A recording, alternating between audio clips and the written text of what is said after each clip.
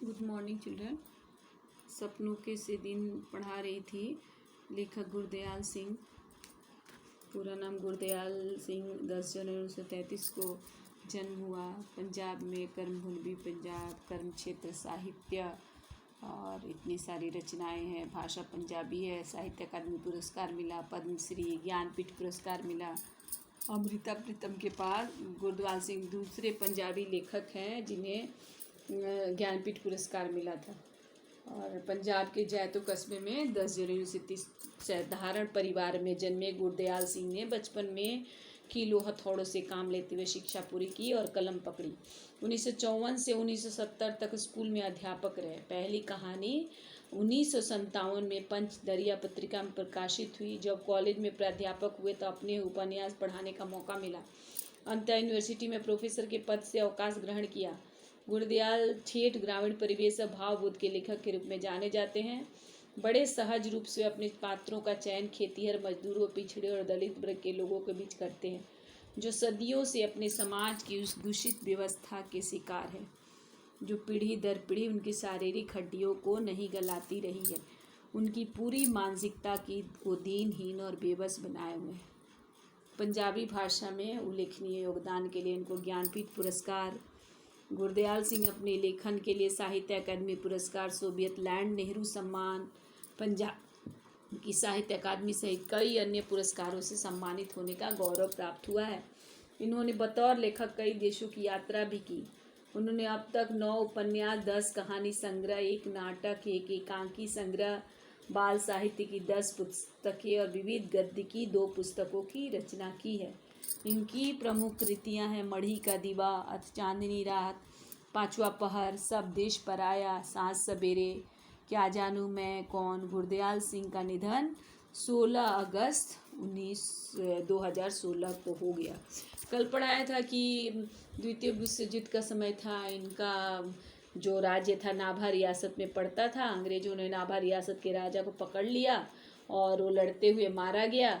तो उस समय उनका बेटा विलायत में पढ़ रहा था, इसीलिए अंग्रेजों का इस यहाँ पे कब्जा था। अंग्रेज लोग जो है ना कुछ नौटंकी वालों को साथ में लेके सामियाने लगा देते थे, मतलब टेंट लगा देते थे और फौज के अच्छी अच्छी चीज़ों को वो जो है ना उनको दिखाते थे और गाना गाते थे। वो लोग भर्ती हो जा रे रंग भर्ती हो जा, माने फौज के आलिशान चीज़ों को दिखाते थे कि उठे मिलेंगे, माने यहाँ पे आप लोग टूटे फट्टे जूते मिलते हैं, वहाँ पे बूट मिलेंगे, अब भर्ती हो जा रहे यहाँ पे मिलते हैं, फट्टे पुराने पहनने को मिलते हैं, वहाँ सूट मिल जाते हैं, भर्ती हो जा रंगूरी। इस तरह का वो लोग नौटंकी के द्वारा प्रस्तुत करते थे ताकि बच्चे और बड़े आकर्षित होकर वो चले भर्ती हो जा रहे। इन्हीं बातों से आकर्षित हो, माने ये जो गाने जो गाते थे इन बातों से, इन गानों से आकर्षित हो कुछ नौजवान भर्ती के लिए तैयार हो जाया करते थे। कभी कभी हमें भी महसूस होता कि हम भी फौजी जवानों, मैंने कभी कभी लेखक बोलता है कि जब हम लोग ऐसे करते थे, बूट पहनते थे,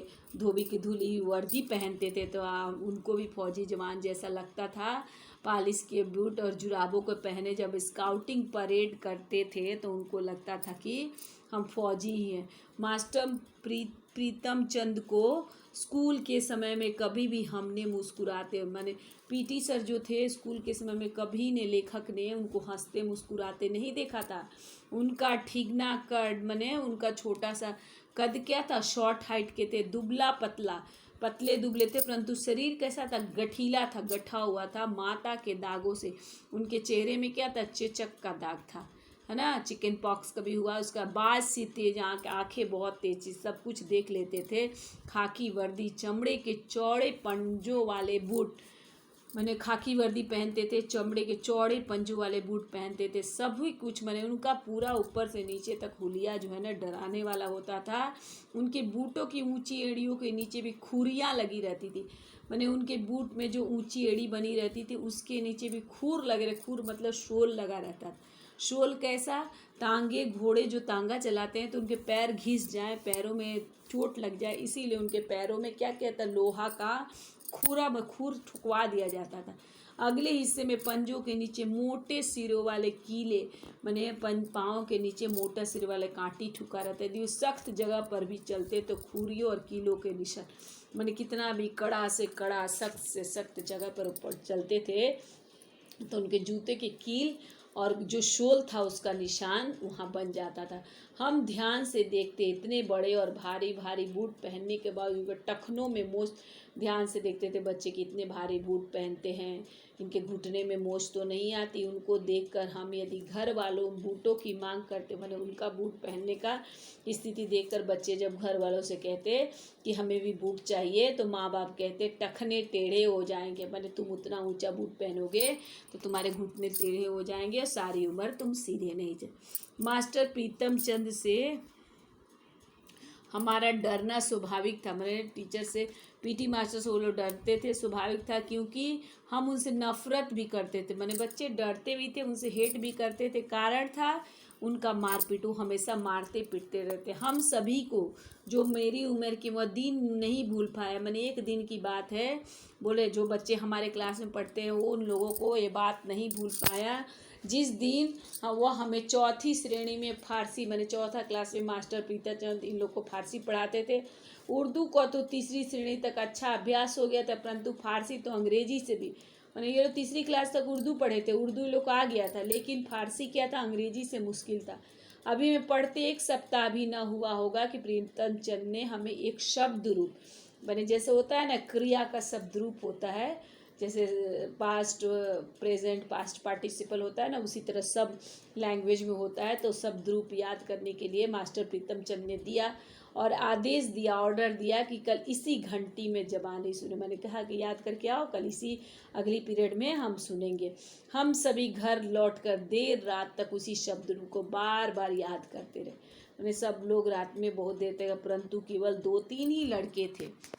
मैं सभी याद करने की कोशिश की, लेकिन 2-3 बच्चों को ही आधा या कुछ ज़्यादा शब्द रूप याद हो पाए। दूसरे दिन बारी बारी सबको, दूसरे दिन जब वो लोग क्लास में आए, सबको एक एक करके सुनाने के लिए बोला गया, तो एक लड़का भी नहीं सुना पाया। जो थोड़ा बहुत याद किया था उसको भी नहीं आया, जो नहीं याद किया था उसको तो आया ही नहीं। तभी मास्टर जी गुर्राए, सभी कान पकड़ो। मास्टर जी गुस्सा हो गए, तो हमने झुक कर टांगों के पीछे से बाहें निकाल कर कान पकड़े, तो गुस्से से चीखे, पीठ ऊंची करो। क्या कान पकड़ने को बोला, तो वो झुक कर टांग के पीछे से हाथ निकाल कर कान पकड़े, तो वो ऊंची, पीठ ऊंची करने के लिए चिल्लाने लगे। पीठ ऊंची करके कान पकड़ने से 3-4 मिनट, पीठ ऊंचा करके अंदर से पैर के नीचे से हाथ घुसा के कान पकड़ने से तुरंत ही पैरों में जलन होने लगती थी। मेरे जैसे कमज़ोर तो टांगों के थकने के कारण कान पकड़े हुए, मैंने देखा तो बेचारा कमज़ोर जैसा था, तो कान पकड़ने के कारण वो जो है ना, कान पकड़े हुए हैं, गिर पड़ते। जब तक मेरी और हरवंश की बारी आई तब तक हेडमास्टर, मैंने इन लोगों का जब तक चांस आया, और बच्चे तो वैसे कर लिए थे, वैसे का सजा पा रहे थे, लेकिन इन लोगों की बारी आई तो हेडमास्टर शर्मा जी तब तक क्या हो, अपने दफ्तर में, अपने ऑफिस में आ चुके थे। जब हमें सजा दी जा रही थी तो उसके कुछ समय पहले ही, उस समय क्या हुआ, आ रहे थे, मैंने इन लोगों को जब पनिशमेंट दिया जा रहा था, जैसे जब पीटी सर पनिशमेंट दे रहे थे, उसके कुछ समय पहले ही शर्मा जी स्कूल की पूरब की ओर बने सरकारी अस्पताल में डॉक्टर कपलास से मिलने को सजा दिया जा रहा। थोड़ा देर पहले शर्मा जी गए थे डॉक्टर साहब से मिलने, गवर्नमेंट, वो जो गवर्नमेंट हॉस्पिटल था, वह दफ्तर के सामने की ओर चले आए। मैंने ऑफिस के सामने आते ही उन्होंने देखा कि बच्चों को सजा दिया जा रहा है। उनको ये बर्दाश्त नहीं हुआ कि वो पहला अवसर था, पहला समय था कि वो पीटी सर को, प्रीतम चंद को, बर्बरता को, मैंने इस तरह का, प्रीतम चंद तो ऐसे बच्चों को मारते थे, लेकिन आज उनसे सहन नहीं हुआ, बहुत उत्तेजित हो गए और क्या बोलने लगे, what are you doing, is it the way to punish the student of 4th class. मैंने, आप क्या कर रहे हो, ये तरीका है क्लास 4 के बच्चों को पनिश करने का, स्टॉप इट एट वंस, मैं तुरंत इसको रोको। हमें तब अंग्रेजी, उन लोग को अंग्रेजी नहीं आती, क्योंकि क्लास 5 से ABCD सिखाया जाता था। हमें तब अंग्रेजी नहीं आती थी, क्योंकि उस समय 5वीं श्रेणी से अंग्रेजी पढ़ानी शुरू, मैंने क्लास 5 से अंग्रेजी पढ़ाना शुरू किया था। परंतु हमारे स्कूल के 7वीं 8वीं श्रेणी को लड़कों ने बताया था कि शर्मा जी, इन लोगों को अंग्रेजी नहीं आती थी, क्योंकि 7वीं 8वीं 5वीं से अंग्रेजी पढ़ना शुरू होता, लेकिन स्कूल के कुछ बच्चों ने, 7th 7th 8th क्लास के बच्चों ने ये बताया था कि शर्मा जी ने कहा कि क्या करते हो, चौथी श्रेणी को सजा देने का यही ढंग है।